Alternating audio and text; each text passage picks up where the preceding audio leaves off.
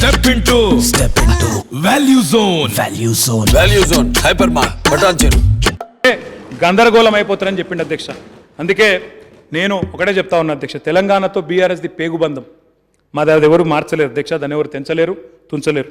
జనం కోసం తుచ్చ రాజకీయాలు చేయాల్సిన అవసరం మాకు లేదు. వారు చాలా చెప్పారు బట్టి గారు, దానికి కూడా నేను చెప్తాను అధ్యక్ష. ఓఆర్ఆర్ పాపం సావాస దోషం అధ్యక్ష. ఒక ఆయన ఏదో బయట మాట్లాడితే పాపం బట్టి గారు ఇక్కడ మాట్లాడి అనవసరంగా ఎదుదో అన్నారు అధ్యక్ష. దానికి కూడా తప్పకుండా సమాధానం చెప్తాను. నేను ఒకటే రాష్ట్ర ప్రజలకు కూడా విజ్ఞప్తి చేస్తూ ఉన్నా, ఇవాళ గౌరవ ముఖ్యమంత్రి గారి నాయకత్వంలో బ్రహ్మాండంగా అద్భుతంగా ముందుకు పోతూ ఉన్నాం.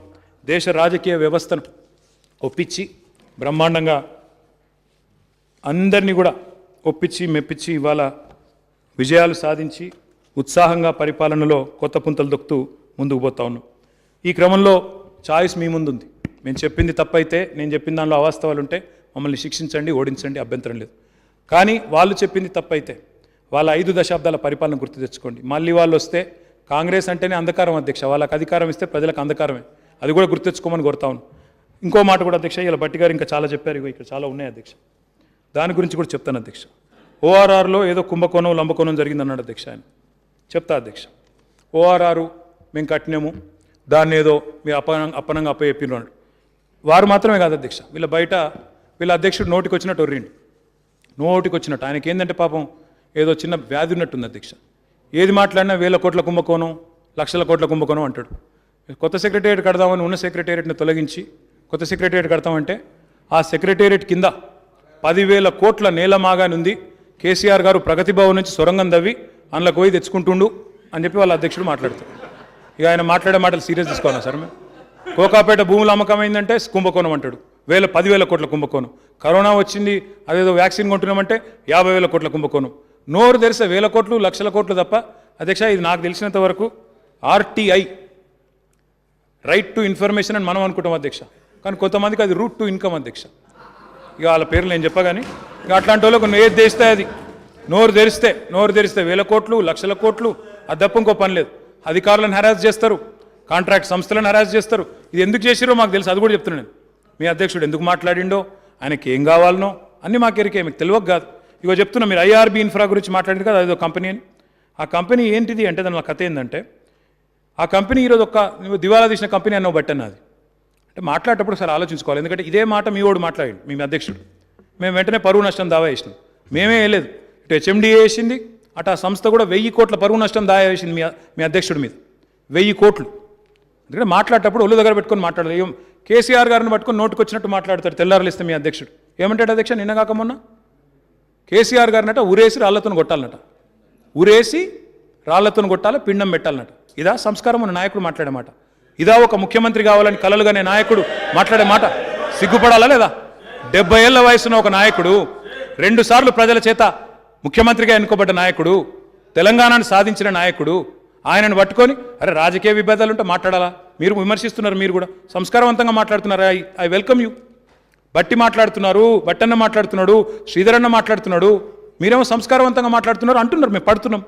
కానీ ఆ పెద్ద ఆయనను పట్టుకొని నోటికొచ్చినట్టు మీ పిసిసి ప్రెసిడెంటు ఆయనను ఉరేసి రాళ్లతో కొట్టి పిండం పెట్టాలా? ఇదా మాటలు? ఇదా సంస్కారం? ఇదా అధికారంలోకి రావాలన్నంత పిచ్చి? దయచేసి నేను అనేది ఏంటంటే ఒక్కసారి తెలుసుకోండి. ఆయన మీద అందుకే 1000 కోట్ల ముఖ్యమంత్రిని అంటే పడుతున్నాం, కర్మ ఏం చేయాలి? ప్రజాస్వామ్యం, వాక్ స్వాతంత్రం. కానీ ఆ సంస్థ ఊకోలే, ఇట్లనే పిచ్చి మాటలు మాట్లాడితే 1000 కోట్ల పరువు నష్టం దావా వేసింది. మీ అధ్యక్షుడు ఆల్రెడీ ఎదుర్కొంటున్నాడు 1000 కోట్ల పరువు నష్టం దావా. పరువు కాపాడుకోమనండి ముందు. ఎందుకు చెప్తున్నా? అది కూడా మేము కూడా వేసినాం. మా special chief secretary Arvind Kumar మీద మాట్లాడతాడు, సోమేష్ కుమార్ మీద మాట్లాడతాడు, అంజనీ కుమార్ సిన్హా మీద మాట్లాడతాడు, తెలంగాణని బీహార్ వాళ్ళు నడుపుతున్నారు అంటాడు, ఆల్ ఇండియా సర్వీస్ అధికారులను కించపరుస్తాడు. ఆల్ ఇండియా సర్వీస్ అధికారులను కూడా కించపరుస్తారా? వాళ్ళు కష్టపడి యూపీఎస్సీల ప్రవేశ పరీక్ష రాసి ఏ రాష్ట్రం అలవాటు చేస్తే అడిగిపోతారు. వాళ్ళదేముంటుంది? వాళ్ళు వచ్చి ఇక్కడ సర్వీస్ చేస్తున్నారు, వాళ్ళ రాష్ట్రం ఇడిచిపెట్టుకొని వచ్చి ఇక్కడ పని చేస్తున్నారు. వాళ్ళని పట్టుకొని బీహార్ నడుస్తుంది, వీళ్ళని నిలగొడతాం, వీళ్ళు అంతు చూస్తాం, జైల్లో పెడతాం, ఇదేం దిక్కుమాలిన మాటలు? అందుకే మా హెచ్ఎండిఏ కూడా నేనే చెప్పిన మనం ఏ తప్పు చేయలేదు. పనికి మాలిన వెకిలి లేకి మాటలు ఎవరు మాట్లాడినా పడాల్సిన కర్మ మాకు లేదు. అందుకే చెప్పిన నేను వెంటనే పరువు నష్టం దావా వేయండి అని చెప్పినాం. మీ అధ్యక్షుడి అంతు చూస్తాం, పరువు నష్టం దావా వేస్తాం, బరాబర్ అంతు చూస్తాం. ఇష్టం వచ్చినట్టు మాట్లాడతాం, నోటికి వచ్చినట్టు మాట్లాడుతూ ఉంటే పడ్డానికి ఎవడు సిద్ధంగా లేడు. నీకు ఆ విషయం కూడా చెప్పాలి. ఐఆర్బీ దివాలా తీసిన సంస్థ అని మీరు అన్నారు. అదే ఐఆర్బీ మీ కాంగ్రెస్ పాలిత రాష్ట్రమైన ఉదయపూర్ టు షిమ్లా అక్కడ కూడా ఇదే పద్ధతుల్లో అక్కడ కూడా టీఓటీ తీసుకున్నారు. ఇక్కడ ఎట్లయితే మనము లీజ్కి ఇచ్చినామో మీ రాజస్థాన్లో ఉదయపూర్ టు షిమ్లా కాదు, ఉదయపూర్ టు షామ్లా, ఈ కళ్ళు కనబడతలేవు, షామ్లా ఇంత అక్కడ ఇదే పద్ధతులు లీజ్కి ఇచ్చిండ్రు, తీసుకున్నారు. చిత్తోడ్గఢ్ టు గులాబ్పురా రాజస్థాన్లో వాళ్ళే తీసుకున్నారు లీజ్ మీద. గులాబ్పురా నుంచి కిషన్గఢ్ అది వాళ్ళే తీసుకున్నారు. జైపూర్ నుంచి దియోలి అది కూడా వాళ్ళే తీసుకున్నారు. తుమ్కూరు నుంచి చిత్రదుర్గ మీ కర్ణాటకలో మీ కాంగ్రెస్ పాలిత రాష్ట్రం.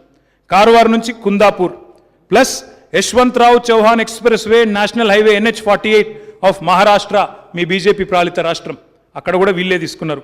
అంటే మరిగా రాజస్థాన్లో కుంభకోణాలేనా?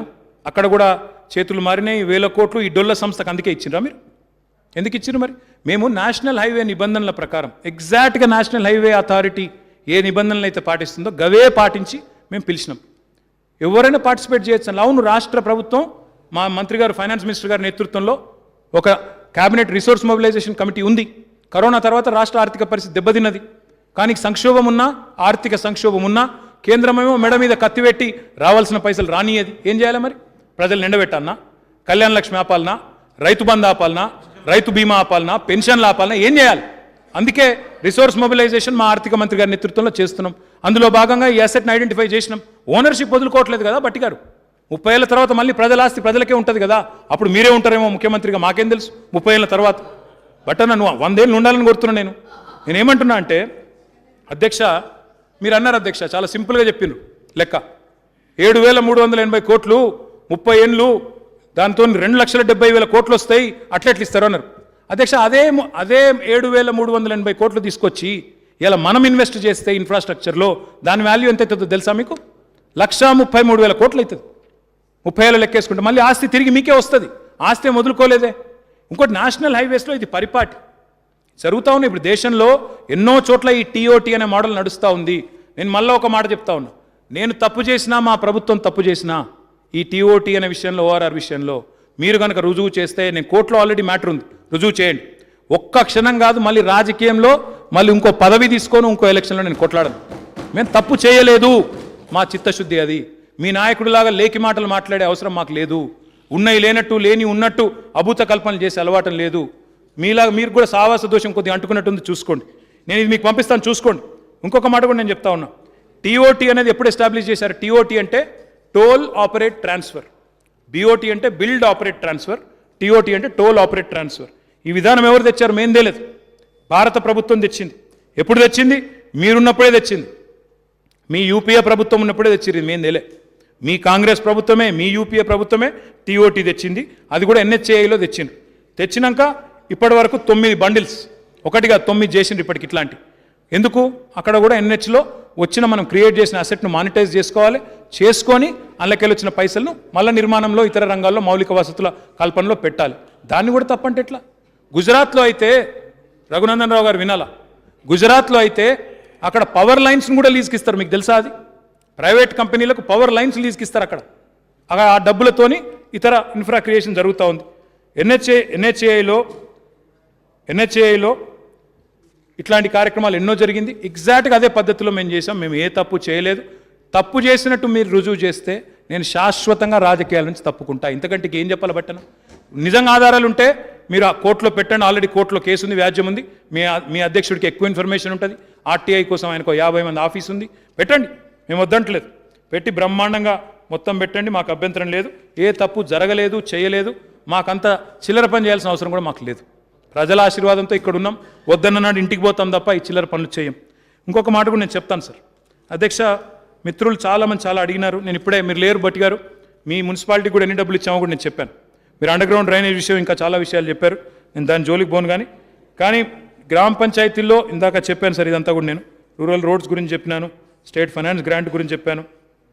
SRDP మా మిత్రుడు వివేక్ అడిగారు, phase 2 కూడా తీసుకుంటాం. SNDP కూడా phase 2 కూడా తీసుకుంటాం. బయట వాళ్ళు ఏం మాట్లాడినా వాళ్ళకు కూడా తెలుసు, వచ్చేది మళ్ళీ మనమే, తిరిగి ముఖ్యమంత్రి అయ్యేది కేసీఆర్ గారే. తప్పకుండా మనం తీసుకుంటాం, ముందుకు పోతాం. హైదరాబాద్ని పటిష్టమైన నగరంగా, విశ్వనగరంగా పూర్తి చేసే దిశగా ముందుకు పోదాం. TUFIDC గురించి కూడా అడిగారు. రఘునందన్ రావు గారు కూడా మాస్టర్ ప్లాన్ అప్రూవల్ గురించి ఏదో అడిగారు. దానికి సంబంధించి కూడా ఎంత విచిత్రం అంటే రాజకీయము, మొత్తం అన్ని పట్టణాలకు మాస్టర్ ప్లాన్ ఉండాలని తయారు చేసినాం.